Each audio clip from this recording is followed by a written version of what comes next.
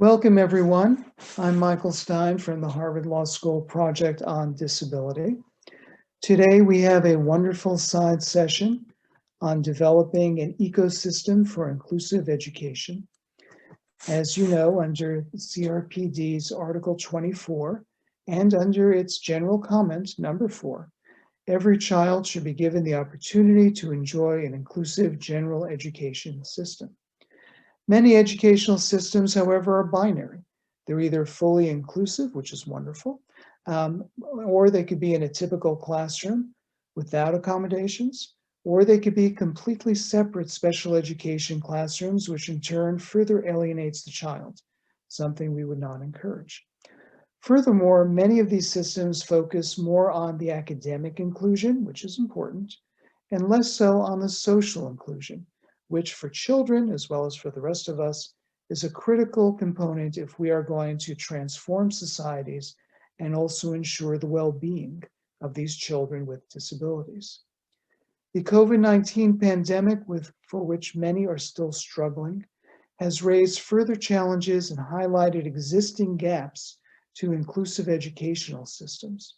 It's raised questions as to the extent to which technologies or supports provided, whether they're accessible, which students they reach, and how we are going to do well by these children with disabilities. In addition, there's the issue of how do we balance between inclusion and developing a unique identity on behalf of these children, recognizing their human diversity, but also recognizing their particular traits that relate to disability. I'm very proud and honored to be able to moderate today's panel session. All 4 of the panelists are people that I know and have worked with, and so I can assure you that you're in for a real treat. We will be revising slightly the order. One of our panelists, Yoav Crime, is having some issues and hopefully will be joining us towards the end of the speaker's portion. We will begin for each of these speakers 10 minutes each, and then afterwards revert to a question and answer period. So again, you are very much encouraged to submit your Q&A through the box. Today's session is sponsored by Beit Izzy Shapiro, Israel's premier NGO on behalf of people with disabilities. It is co-sponsored by the Harvard Law School Project on Disability and by the Zero Project, who is now accepting nominations for this year's best practices. And so hopefully you will find information about all these entities through the chat box. We'll begin with Melissa Mendoza, who is the Special Education Services Project Manager at the World Policy Analysis Center at UCLA. We'll move on to Deborah Gleason, who directs the Asia and Pacific region of Perkins International at Perkins School for the Blind, also in the US. We'll move then on to Wilfried Kreins, the head of research for the Zero Project in Austria. And we'll end with Yoav Crime, the co-director, Community Development and Social Change Unit for Beit Izzy Shapiro in Israel.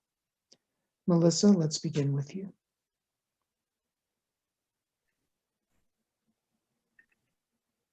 All right, thank you so much, Michael. I'm going to go ahead and get set up. All right. Hello, everyone. As Michael said, my name is Melissa Mendoza. I'm representing the Special Education Services team, which includes our team here at UCLA and also our partners at the Harvard Law School Project on Disability. And I'm sharing with you today our project, which looked at United States school district policies and approaches to special education during the COVID-19 pandemic. So first, in response to COVID-19, schools across the globe did have to adapt due to both school and economic closures, and this has affected all students, but has a potential to have a greater impact on students with disabilities due to the need to shift everything to remote services and supports, and the potential for or lack of accessibility through technology.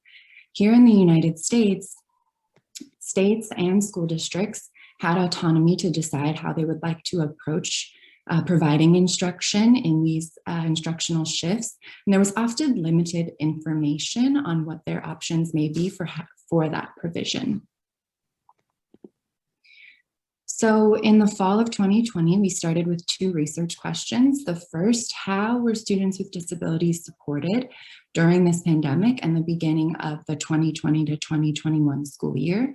And we also were interested in future closures and future instructional model shifts. What can we learn from the current shifts that we can use in the future about how school districts have adapted their instructional models and services? We started by bringing together an advisory committee. So we brought together 2 groups and we included related service providers, special education faculty, psychologists, parents, advocates, and attorneys, and asked them to give us their key considerations as we began this work. We let them know we are interested in conducting an internet survey of these policies and asked them what questions should we be asking of these policies and approaches. So for our sample, we were really interested in districts and institutions with different levels of resources and different experiences during COVID-19. And so we used US Census data and also Centers for Disease Control data to gather a group of districts with high and low student enrollment, high and low per pupil spending, and high and low COVID case rates. So our total sample was 24 districts, and those districts are from 18 different states and are in all 4 regions of the United States. Between February 4th and March 3rd, then we systematically reviewed and pulled publicly available website data from these school districts, specifically looking at the instructional models that were provided between August and September of 2020, which is the beginning of the school year, and then February 2021 when we pulled this data.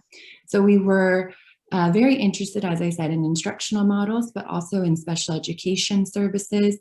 We pulled all news updates as well to have the most updated information from these school districts. And we looked at the individualized education programs, compensatory services, and the provision of special education services in our review of this data. So we found that it was possible. There were a potential of 7 different types of instructional models utilized by districts during this study time period.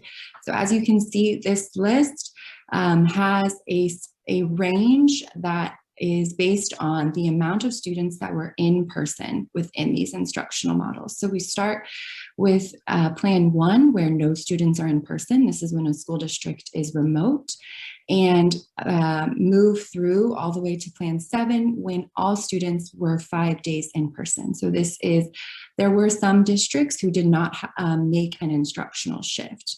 But Plans 2 through 4, these are partial reopening plans where some students may have had the option to be in person some days. They may have had the option to be in person 5 days. And then Plans 5 and 6, these plans were provided for all students to be in person either some days or 5 days. Between these 24 districts, there was 44 different instructional plans utilized in this study period. And the 2 plans utilized most were Plans 1 and Plan 5. Plan 1 was utilized, again, this is all remote, by 11 districts, and Plan 5 was utilized by 8 districts. But we did see some districts that maintained one instructional model throughout this time period, and other districts who made between 1 and 3 shifts in instructional models. So in our findings, we start with compensatory services. Compensatory education in the United States can have a negative connotation because it can be mandated by a judge when there's a failure to provide free and appropriate education. But it's also used, and in this case used by school districts and the Department of Education, to refer to services that are meant to address loss of service or skill regression that was incurred through this shift in instructional models. So in the review of this data, there were some districts who did use the compensatory services, compensatory education language, and others who chose to use different language, but there were 7 total districts who included compensatory services within their policies and within their publicly available information. So even among those districts who were remote for all students with disabilities for 5 or more months, the majority, or 4 out of 6, lacked any plan for compensatory services. But among those districts who were remote for a brief time for all students with disabilities, 1 out of every 4 did include compensatory services. Again, we looked at differences in institutional resources, and the majority of this group that included compensatory service information are from high enrollment or high per pupil spending districts, but there was 1 low per pupil spending district within this group. So it does show the potential for districts with different levels of resources to implement this type of policy. Next, we looked at changes in individualized education programs. And so this could mean that districts changed accommodations or modifications in adapting to remote learning. There were also districts who wrote distance learning plans for how the individualized education program would be adapted for remote learning. So there were 14 total districts that implemented these changes or had an adapted distance learning plan. These were more common in districts that were remote for longer periods of time, but they weren't universal within those districts. And again, these changes were made in districts with high levels of resources, so high enrollment or high per pupil spending, but again, also we did see 3 different districts who implemented IEP changes for an adapted distance learning plan. And then last, we looked at prioritization of students with disabilities. In this, we are considering plans 2 through 4 first. So some of those plans where schools were doing partial reopenings. So they had some students in person for some days or some students in person for 5 days. So of the 7 districts who utilized one of those plans, 6 of them did prioritize students with disabilities to return to in-person. So this was either through students with disabilities being part of the group of some students who were returning to in-person, or within that group, they had more days, they had access to more days in person. This is also then where we considered inclusion. So in 2 of those 6 districts, students with disabilities did return with their peers, which does provide more opportunity for inclusion. So we recognize that in this prioritization, there is some limitation placed on inclusion, specifically academically, but also socially. But we also see that in districts making this prioritization, they are considering the needs of their students with disabilities and committing to those, to serving those by providing them opportunities for in-person learning. And then also in considering Plan 5, where all students had an opportunity to return to in-person for some days each week, there were 3 districts that prioritized students with disabilities, either to return sooner, to have more opportunity to adapt back to in-person learning, or to return for more days each week. So again, our second question is, how do we use this then in future disruptions, future closures? So we really do see the importance of distance learning plans or changes to the IEPs. This is important for the team to have a set plan for how to provide this instruction and service in remote learning. We also see the need for districts to have outlined what compensatory services can look like in this shift in instructional models. And again, for both of these adaptations and policies, there is districts with different levels, with both high levels of resources and with low levels of resources who did utilize these policies and approaches during this time. And then last, we see the possibility to prioritize students with disabilities in plans for in-person. The slide I just went over, the majority of districts who were prioritizing students with disabilities in those partial reopenings were districts with high enrollment or high per pupil spending. But also we did see districts with low per pupil spending who prioritized primary grade students to return to in-person. So there is the potential for them to make considerations and to prioritize certain student groups. And then as we move to less restrictions, so as schools continue to reopen and there are a return to less remote learning, we need to consider best practices for inclusive education and providing for the needs of all students. And this does give us the chance really to kind of reimagine practice and pedagogy. And then also there's a lot of opportunity to continue learning about this. So first, there would be great importance to expanding this to understand the approaches that were taken across a larger sample of school districts, across countries, and for the entire period of the pandemic. We'd also be really interested to learn how these policies were in implementation. So specifically considering distance learning plans in a district that utilized those and in one that didn't.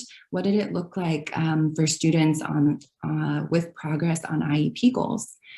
And then again, just there's so much potential to learn about ways that we can improve practice and pedagogy. So we did develop a lot of technology and create more accessibility and adapted the ways that teaching was done during this pandemic. And so there is great opportunity to continue integrating technology and trying more inclusive education practices within the classroom. So thank you so much. I appreciate the opportunity to share this project with you, and I will pass it back off to Michael. Thank you ever so much, Melissa, and it's been a true delight to work on this project with you. You're the one who's taken the lead, and I've enjoyed it and watched in awe as you've gone through so much research and compiled it and used it so thoughtfully. We're going to turn now to Debbie Gleason from Perkins. And Debbie, we have worked together for at least a dozen years in many countries, and I have such fond and warm memories of all those occurrences, perhaps in particular on the Philippines, but the floor is now yours. Thank you, Michael. Yes, it's been a true pleasure and a gift to be able to work together in many countries, particularly the Philippines. Let me get this started here. Okay, oops. There we go. Okay, and good morning or afternoon, evening, whatever time zone you happen to be in. I'm really glad to have an opportunity to share with you about the Perkins Quality Indicators, which are a metric to measure, support, and document growth in program quality. At Perkins, we believe every child can learn, and this is the foundation of all of our work. Our vision is a world where every child learns and thrives as a valued member of a family, school, and community.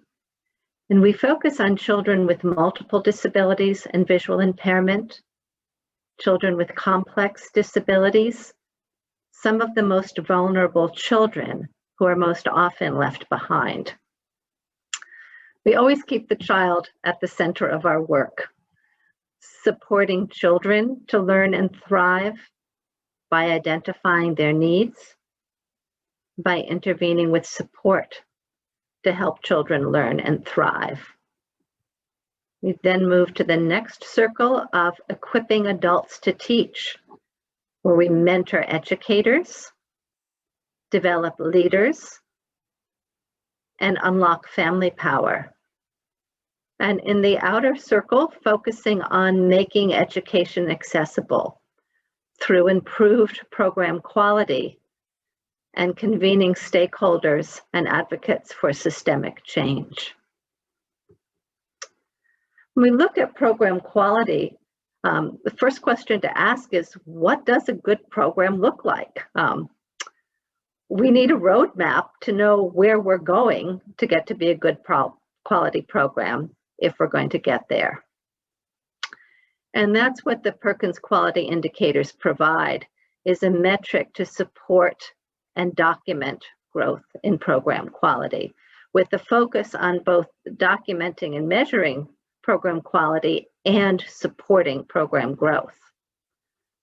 So what are the Perkins quality indicators? They're a tool designed by Perkins to assess education programs for children with visual impairment and multiple disabilities, a complement to Perkins training and support,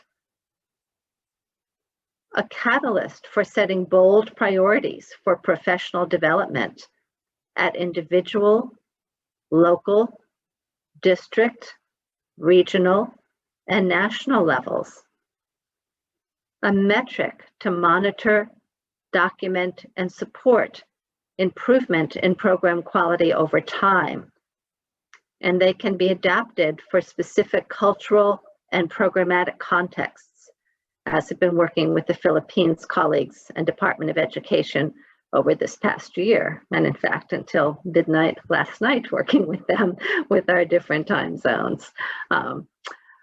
When we look at the Perkins quality indicators, we're looking at 9 areas of program assessment, and Melissa mentioned many of these in the research within the US.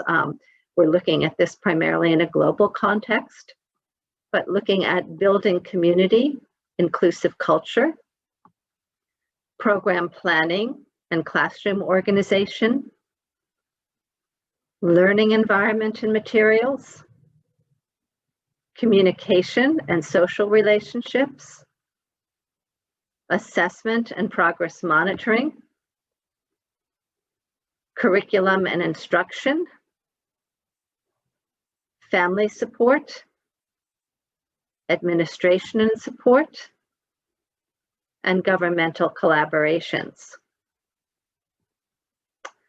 As we're working with programs, we measure program progress along a scale from beginning to needing improvement, initiating good practice, emerging good practice, and model program, where a model program shows others what is possible and serves as a demonstration and practicum site to support development of other programs in their region. Some model programs have potential to achieve impact that goes beyond modeling best practices in education.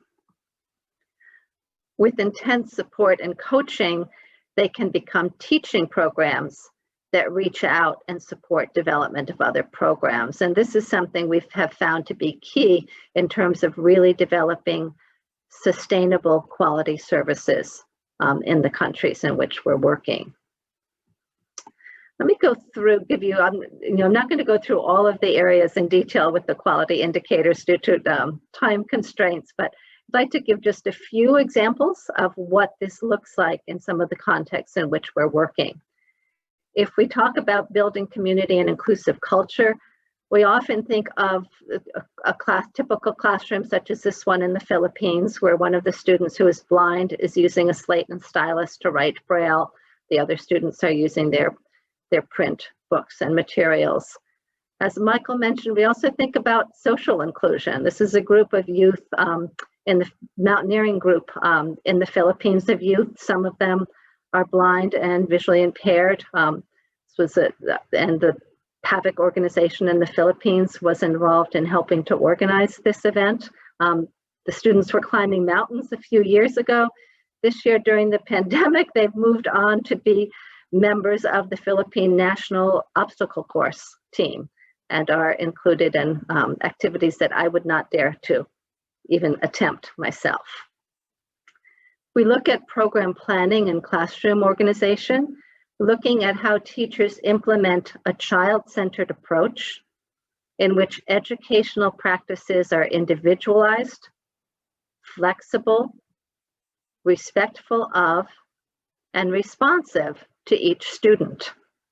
And when that was implemented at this program in Bhutan, in which we were working with, Sarang at 14 years old, who was nearing the completion of her school and still at a very early academic stage, moved from being a student who frequently threw tantrums and actually frequently ran away from school to being actively engaged in learning in school. If we look at learning environment and materials, we know that adapted and accessible environments and accessible materials provided in a timely manner are essential to maximize learning. Jamyang really taught this very clearly just this past year in Bhutan. At 8 years old, his teachers primarily worked on self-help skills and focused on his physical disabilities with his cerebral palsy. Once we introduced a laptop computer, he learned how to communicate and do his schoolwork and leisure work with the laptop computer. Once that obstacle of the physical obstacle of writing was removed, his academic skills blossomed. We also look at developing materials that are universally designed to be accessible and fun for kids. These are what we call the Bhutan Blocks that we developed with our partner, one of our partner programs in Bhutan, and inclusive early childhood program, that are designed to be physically easy to grasp for children who have limited hand skills. The high color contrast with the yellow and black blocks makes them accessible for children with low vision. The raised symbols make them accessible for children who are blind, and they use symbols that children will see in Bhutan, the typical cultural symbols in Bhutan. We look at appropriate curriculum and communication, which are essential across the board for students. And I'll just share an example of some of the impact of that with Hanifa, who's a 14-year-old student in Indonesia. Since we've been working with her teacher in terms of training and coaching over the last 4 years, Hanifa has shifted from being seen at the school as a difficult student who couldn't learn to now being an avid learner with varied interests across the board. She's communicating with sign language and pictures, both at home and at school. She's learning to follow picture recipes and in fact helps her mom with cooking, takes over some of the chores for her mom when her mom's not there. And she's learning vocational skills to be able to run a small shop with her family when she graduates. But it's really changed the beliefs in terms of the teachers at school who thought she was just a difficult student who couldn't learn, and now see her as actively engaged with avid learner, and the beliefs with her family and her community, who now, I think in terms of that bigger picture, really realize that and see that the children in their community who have disabilities can learn and can actively contribute to their families. To family support. These are some of the parents that Michael and I have worked with in the Philippines over the years. We know that building partnership with families is essential to quality programs. Families know their children best and play a key role in the education of their children. And it's important to include, support, and empower families by building trusting relationships and including families as partners in the education of their children, maintaining communication with families, offering training. We have certainly seen that this past more than a year now with the pandemic, where we've been offering parent trainings in multiple formats. The parents in the Philippines, we've collaborated with on a series of webinars on enhancing young children's learning at home. The Havoc Parents Group in the Philippines just a couple weeks ago held their 6th Parents Congress on empowering families in times of pandemic, with over 700 parents participating. And not only did the parents benefit from participating in the 3-day virtual Parents Congress, but their children benefited because the parent organization worked with another organization, Pitmaster, who actually donated tablets to all of the children of the parents at the Parent Congress. So the children now actually have more accessible materials for the learning. Thanks. So when we put all this together, as we use the quality indicators, what kind of information can it give us? This is an example from a program in Mexico where we have a graph that shows from the school improvement from 2019, an overall score of about 50 to 2020, jumping to 75. And if we look, we can see particular growth in the graph in terms of environment, communication, and curriculum. So at a glance, the graph will show where is a program in each of these areas and where can we identify areas for program improvement, where do we target the professional technical assistance. As I said, we've been working with programs in the Philippines to develop adapted quality indicators for the Philippine context, which the Philippine Department of Education has just endorsed for national use. Last night, when I was meeting with the principals and Department of Education folks there, they have just started to implement the quality indicators, and looking at this graph at a glance for a very beginning program, I can see a program that's very strong with government collaboration, with communication, and with family support, and very clearly supports the principal and his team, who said, for our technical assistance this year, we want to focus on assessment, environment, and curriculum and instruction, so we can quickly get a glance there. So in summary, the Perkins quality indicators provide a metric to measure, support, and document growth in program quality. They're a powerful tool for planning and supporting improvements in the program. They can be adapted for specific cultural and programmatic contexts, resulting in nationally validated indicators for program quality. Thank you.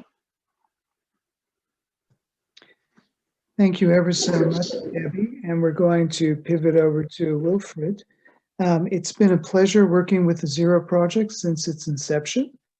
And we also note that this is the week during which Zero is receiving its nominations for good practices, and perhaps we can share the information on how to submit a nomination through the chat function as well.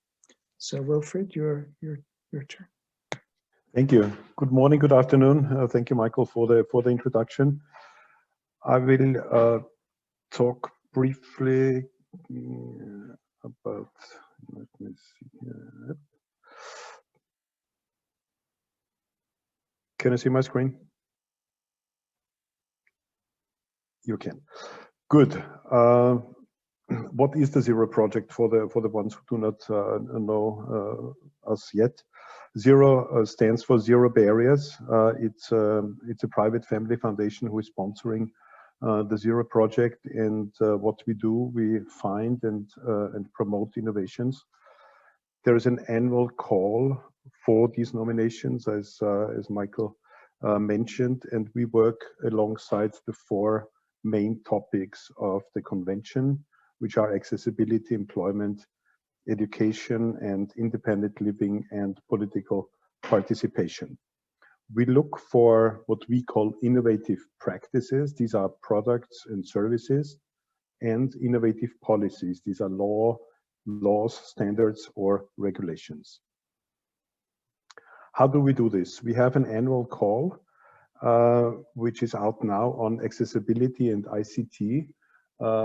We know that ICT is a subgroup of accessibility, but we have spelled it out in particular because 2 years ago we decided that information and communication technology is so essential, and there's so much happening and going on that we have included information and communication technology in each year's call. So the call is now out until Sunday, June the 20th. Please go to the website and you will find good instructions. If you're not familiar with an online tool to nominate, there is an accessible Word version which you can hand it in, of course, as well. Everything, this research leads then through a three-phase selection process to the final awardees. We have let's say, a crowd intelligence of roughly 6,000 persons and organizations who are part of the Zero Project Network. We work on a global scale, and with these experts in a three-stage selection process, we charge on innovation, impact, and scalability. We think that innovation has to be new, at least not globally necessarily, but at least to some parts of the world. It has to have an impact, so no good ideas and fantasies. We want to have real demonstrated benefits for persons with disability.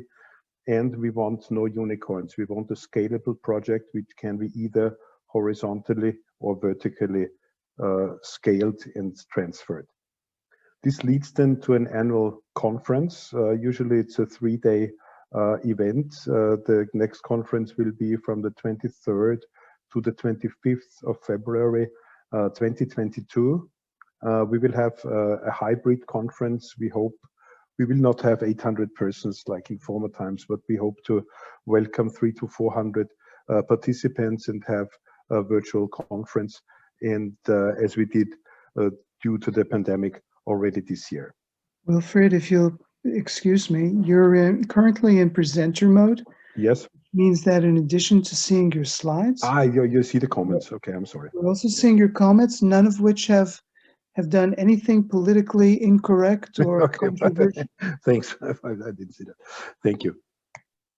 All of this research, of course, is free and can be accessed through the website, which means we are operating for more than 10 years already. So we have more than 600 of these innovative practices and policies, and including the shortlist, there are more than 1,200 of proven concept concerning the 4 topics: accessibility, employment, education, and independent living and political participation.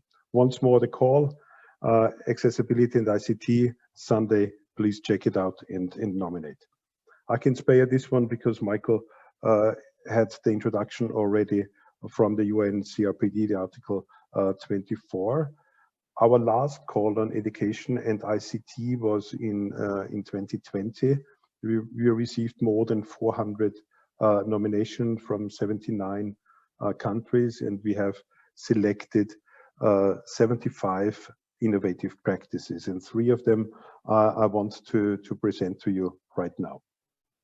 The first one is from Greece. It's called Sci-Fi. It's an open and free electronic games for children.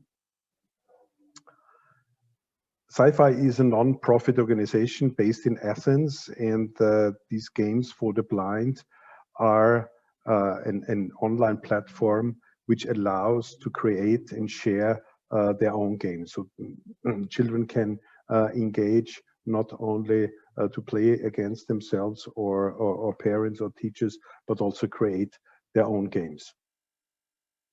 It's a games, it's for children aged 6 and over, and it deploys different technologies and an accessible interface. They are designed to familiarize the children with the computers and to practice their hearing and other skills while having the option to play with their peers. So, for example, there is a tennis game which the children learn to sense movement, speed, and depth. There is a tic-tac-toe game to practice spatial orientation and strategy. And there is a Curve, a game that uses sounds to express the graphs of mathematical functions. It was created, Games for the Blinds were created in consultation with blind children, special educators, and organizations for the blind. And as I said, it's an open platform, so you can engage and children can engage and design and share their own game. The games at the moment are available in English, Greek, and Norwegian. And since it's an open source platform, it can be translated and further developed. What's interesting is the Greek Ministry for Education has endorsed the games for the blind, and they have been already replicated in other states like Norway or the Czech Republic. Another example is Levox. It's an alternative communication platform for children and people with learning difficulties. It's from Brazil. And it's, again, a social enterprise which has developed an alternative communication platform that can be used on Android devices. As far as I know, they're working also on the iOS platform. It enables people who cannot communicate verbally and people with learning difficulties to communicate and learn. The users select virtual cards with pictures and phrases which can be then shown to others or read out aloud. They display these virtual cards, for example, showing I want to or I am, to which a person can select to communicate. And there is an algorithm and machine learning to transform basically the reaction of the children or the person. For example, if blinking is the preferred form to express themselves, this can be used, for example. The students use Livox to communicate with their teachers, and of course this leads to bigger inclusion and also to discussions and activities. Livox is an online tool to caregivers and also to monitoring persons and teachers and parents, and it's a license model, so the software can be basically rented. It ranges from $40 to $70 a month, and then the platform can be accessed. Starting in Brazil, as I said, Livox has developed partnerships already in the Middle East and parts of Northeast Africa, and I think they also are quite advanced in spreading technology further in South America. And the third example is also from South America. It's from Argentina, and it's a video book library with stories in sign language. Canales is a Buenos Aires-based NGO that supports the education for deaf children, and it has a virtual video library in Spanish sign language, and which is then also available in several other sign languages. The videos also have a voiceover, so the deaf children can read stories with their hearing parents or with teachers, even if the teachers or the parents do not know sign language. So this is also a great facilitator of more communication. There's a free online library on the video books. Of course, you can have the presentation afterwards, which has all the web links, and it's really interesting. There is a kind of mini Amazon style of the library of these video books for different topics. And again, back maybe to the system, there are three different formats. There's a written text and illustrations. Then there is a presenter singing the text in one of the sign languages and the voice over of the text. Again, this is the I'm sorry, I have I was repeating myself, I'm sorry. So this is with the interfaces which allows them to talk to teachers and also to the parents which might not be familiar with sign language. The project started 10 years ago with 15 books, and now there's many more. There's also more sign languages like the ones from Peru and the ones from Paraguay. And each video book is produced by a team of deaf and hearing persons. Although many users, of course, are based in Argentina, it's accessed already by users from more than 40 other countries. So this concludes the presentation. Thank you for the hiccup with the notes in the beginning. Again, as I said, I will share the presentation and they'll be happy to answer questions if some of them might arise afterwards. Thank you ever so much, Wilfried. And before we pivot to Yoav, just a reminder that we welcome your questions through the Q&A function. Although for those of you who have already submitted some via the chat function, I have read them and take note of them, and we look forward to them. We also note several requests for slides from the panelists, and we are making a list of those individuals who have requested these materials, and we will pass on your email to the panelists. Yoav, we're now going to turn to you, and I'm very excited to hear your presentation. We've had the honor of working together for many, many years with wonderful self-advocates and with inclusive education projects at Beit Izzy. I will also, for transparency, divulge that I'm now on the board of Beit Izzy and have also supported the Leadership Center. So Yoav, please take the floor. Thank you, Michael, and it's again an opportunity to thank you for all your work with us, and we learn from you every day. So thank you very much. I would like to apologize first about that I came slightly late, and I would explain that I will not have a written presentation because part of my disability is that I can't read or write even in Hebrew, so I can't be talking and know what you are seeing on the screen. So I would talk, and if somebody will want some material, I will take your details and send it. And I would like to raise a very big issue regarding inclusion, because we believe that people with all kinds of disabilities and all levels of disabilities should be included, but should have the opportunities also to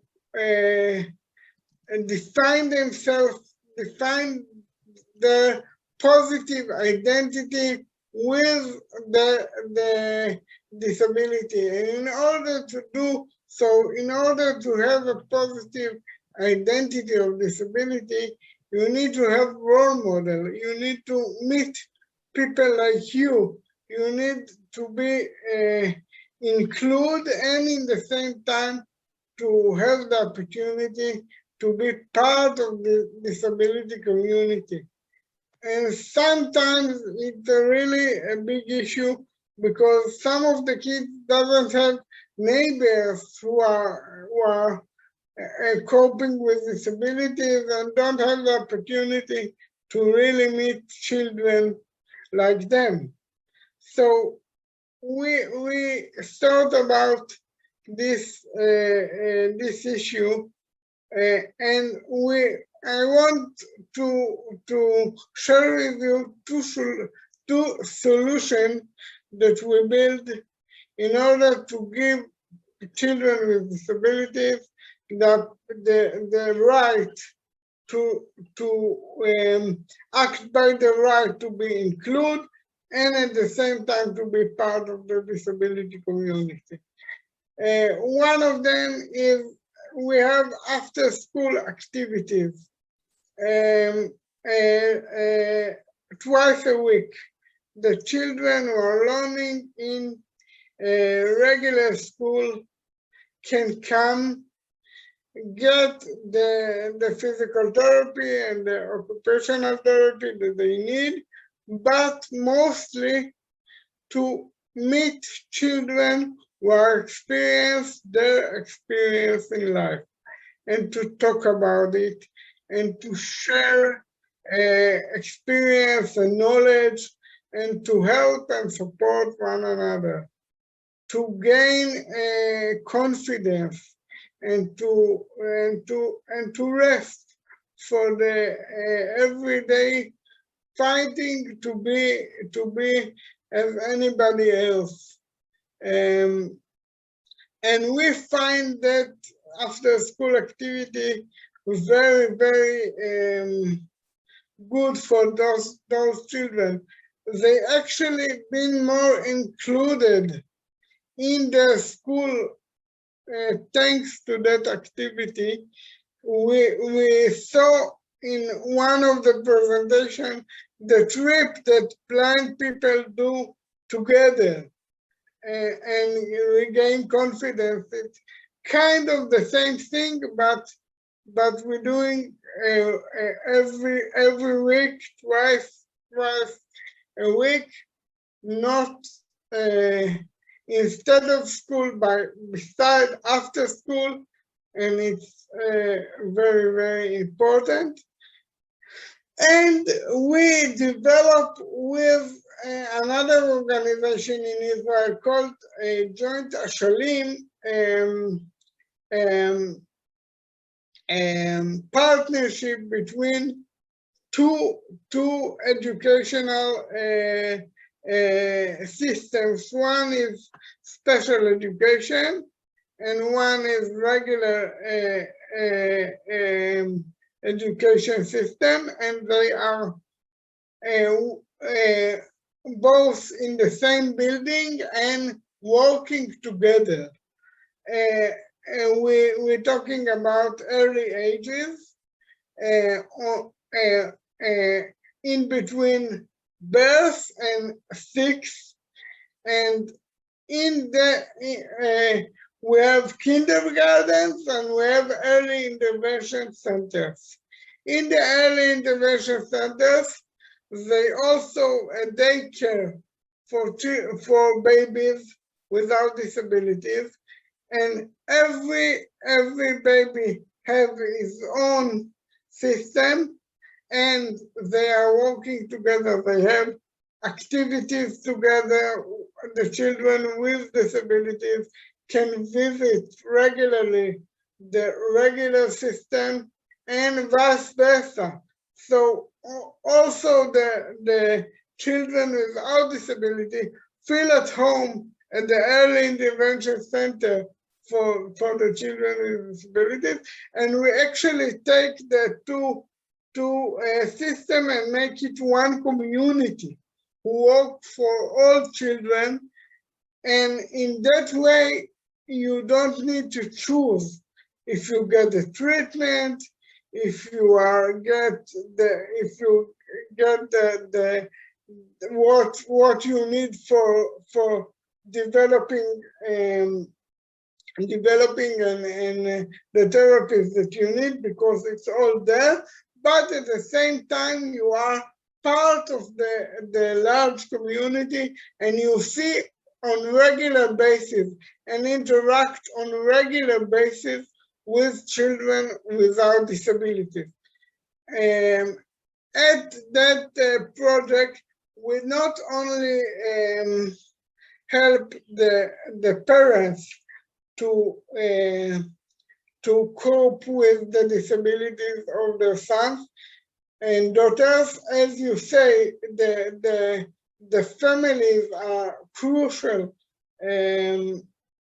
partners in the children's life. Actually, we are partner of them, because the family, the children are belong to the family.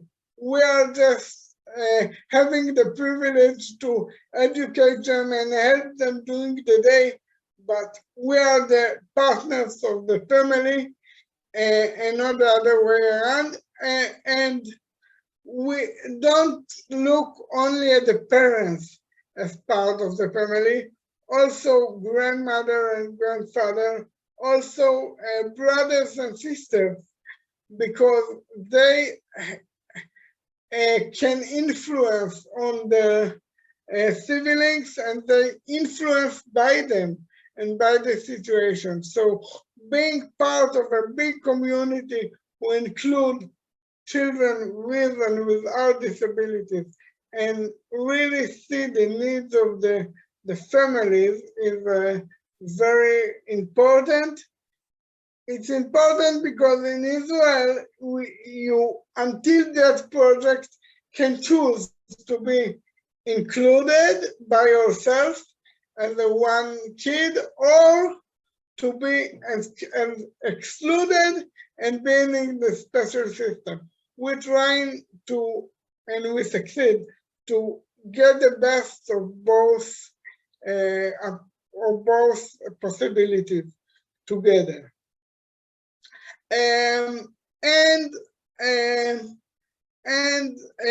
This is the two activities that I wanted to talk about, and I want also have the opportunity to talk about what COVID-19 did to inclusion.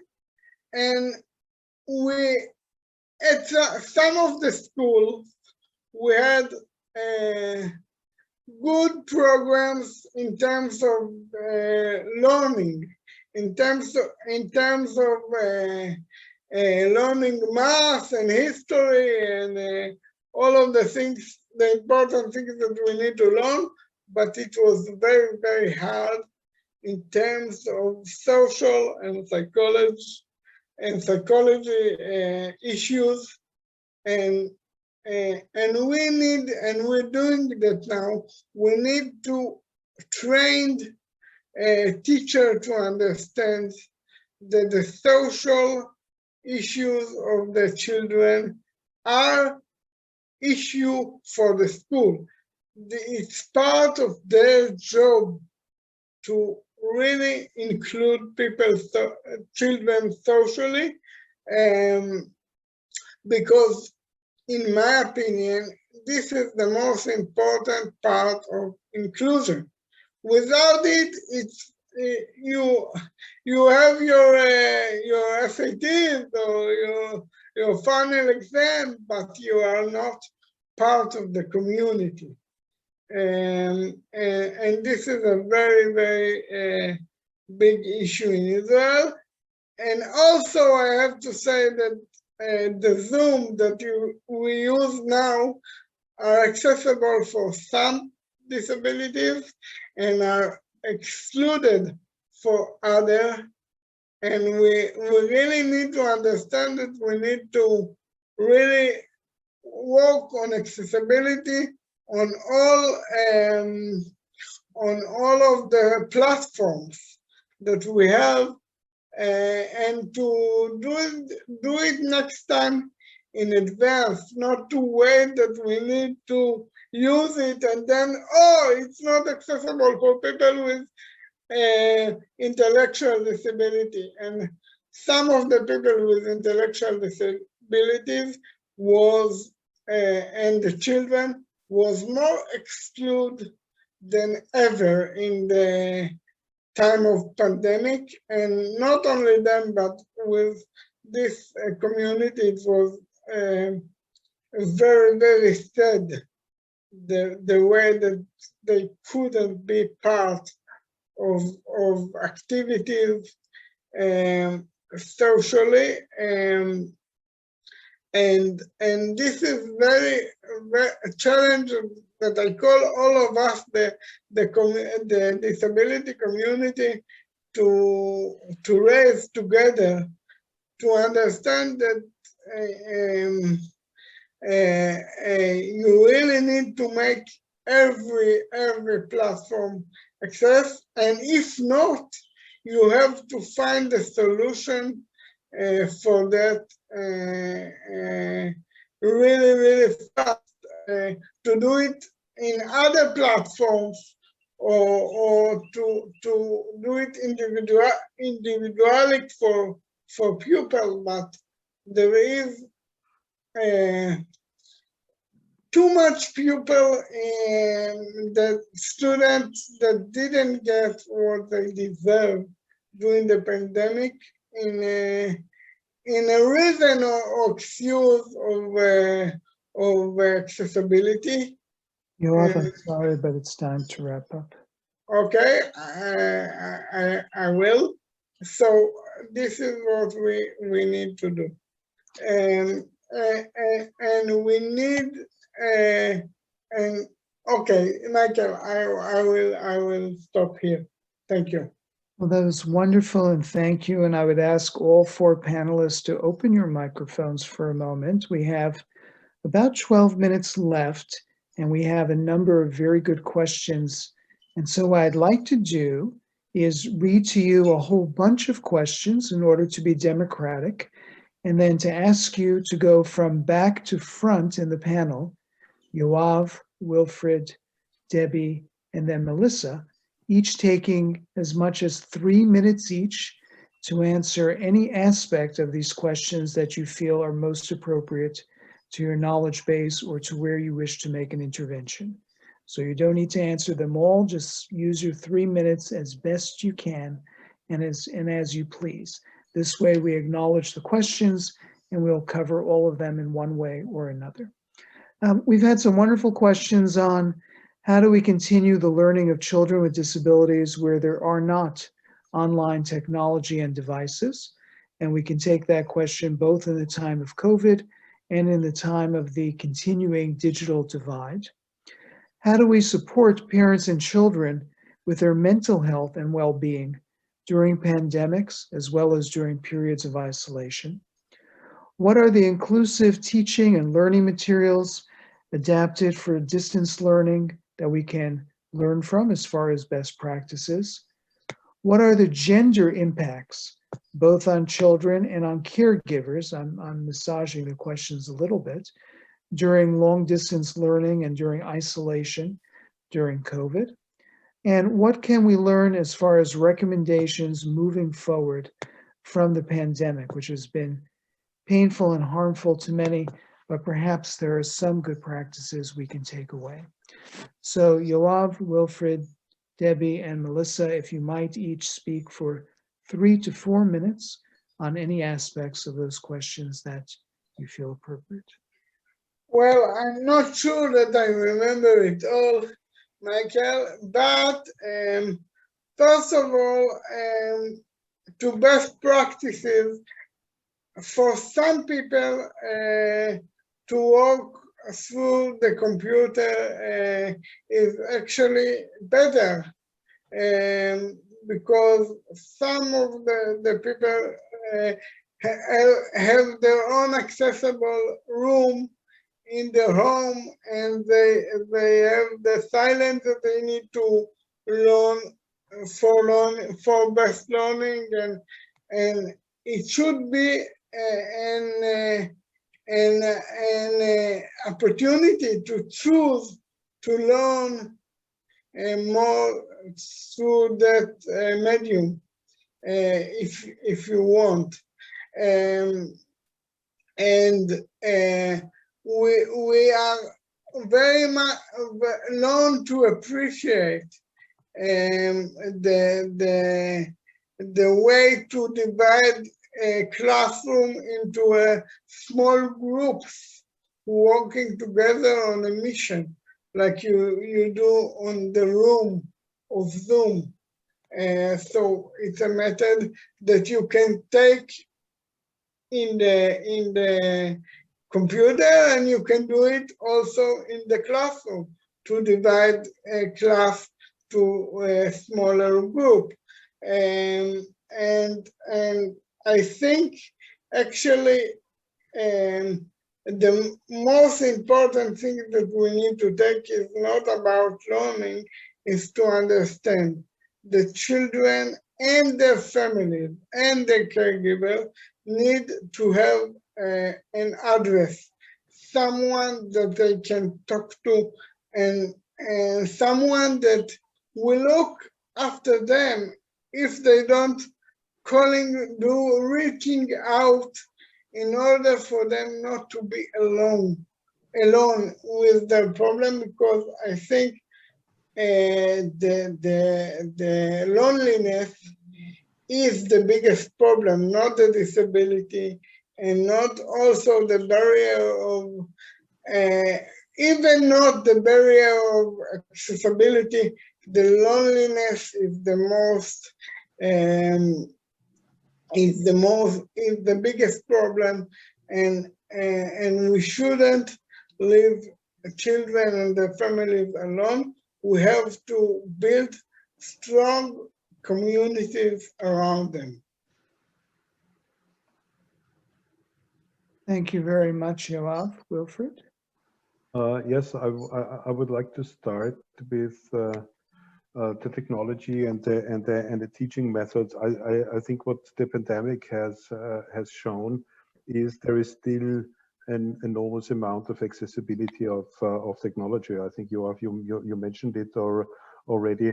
We're talking about Zoom, we're talking MS Teams, we talk captions, we talk sign language, we talk maybe audio descriptions. So I think there's a lot of, let's say, technical issues we need to resolve if we want to become really inclusive when it comes to technology. Second, I think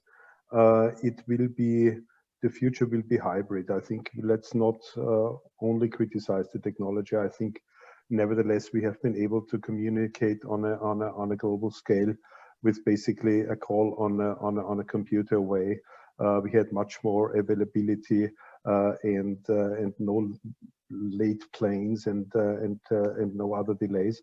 So I think, let's say, the direct approach to communication was really an enormous benefit of the pandemic. And the third point I raise, and this leads and goes then also maybe in the non-digital teaching methods and the digital divide, what you have said, it's still the personal attention, and I think if it comes over the net, yes, but it's the personal contact. We are not destined to live alone, and we are creatures who want to communicate, who need interaction, and I think this has also become very clear. I'm not touching the issue of mental health because I have too little knowledge of that, but let's say the feeling of loneliness or being excluded is definitely one of the basic needs. Also, if you look at let's say the hierarchy from Maslow, no, it's our physical well-being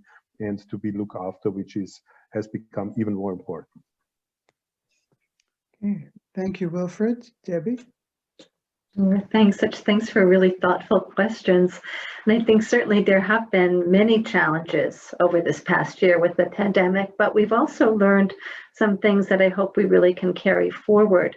A couple of the big things that I see are really the much closer connections between parents and educators in supporting children, that there's regular communication in many instances where the education is working, and much more focus on sort of the realities in families, learning through functional activities, learning through routines at home, and parents sharing with teachers how their child communicates at home and the realities of working at home. And kids are we've talked about functional activities, learning through routines, but this has really pushed that forward.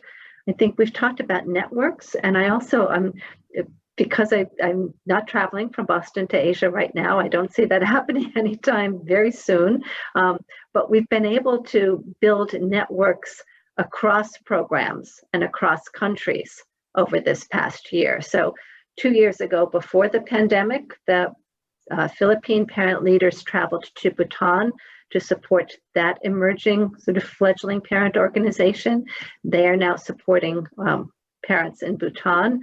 Over this past year, the Philippine parent leaders are supporting parents in Indonesia with a fledgling parent group. So the network, building those networks across countries and regions has been something I think we'd like to continue. In terms of the mental health, and I know, and Yoav, you talked about the loneliness and the sense of community that's needed. We've used a number of different strategies. In India, we've done a number of webinars for parents of children with deafblindness and multiple disabilities. In Latin America, we developed sort of in collaboration with the Department of Health, just a very brief infographic with largely pictures called "You Are Not Alone" in Spanish, for families to provide some very practical, simple strategies to support parent mental health. And in the Philippines, About 2 months ago, we celebrated the year anniversary. The parents have been getting together every Friday evening. A group of parents get together, and parents of kids with visual impairment and kids with multiple disabilities. And the parents of the older children are supporting the parents of the younger children who have felt totally isolated and not knowing what to do. And they've really developed that very strong sense of community through the weekly meetings, and the parents who have gone through many of the earlier stages supporting parents of younger kids, parents problem solving together. What do I do when my teacher sends home a worksheet with a picture and my child can't see? So parents figuring out how to problem solve and support each other. So those are just a couple ideas. Thank you ever so much, Debbie and Melissa.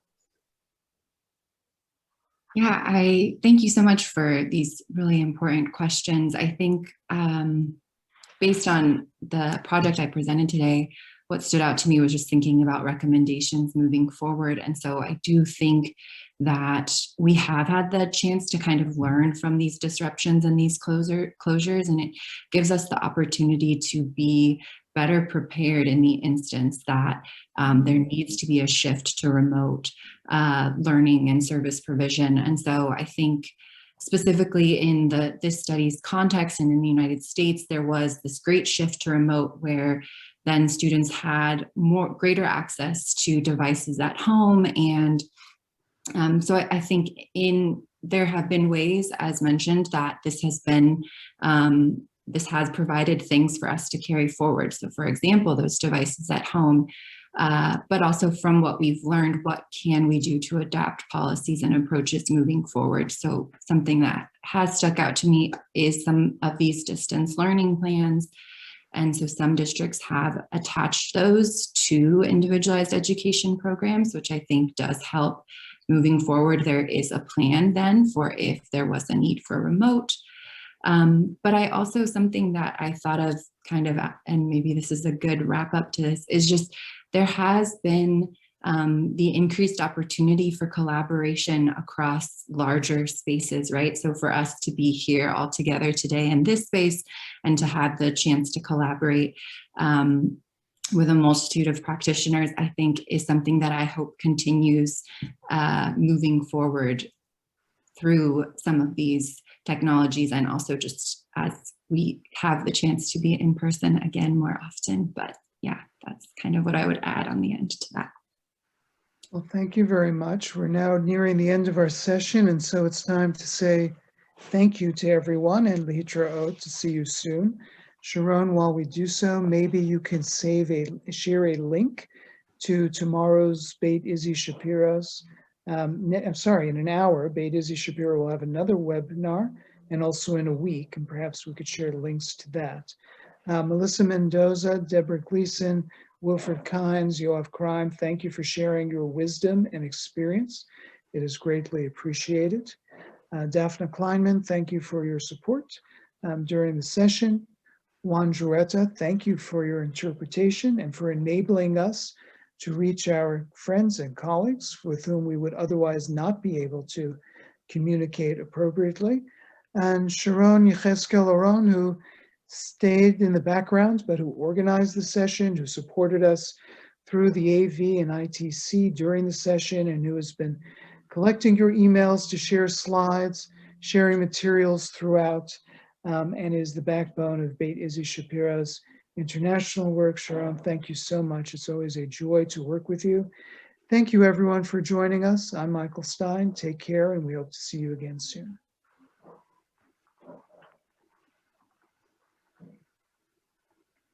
Thank you all.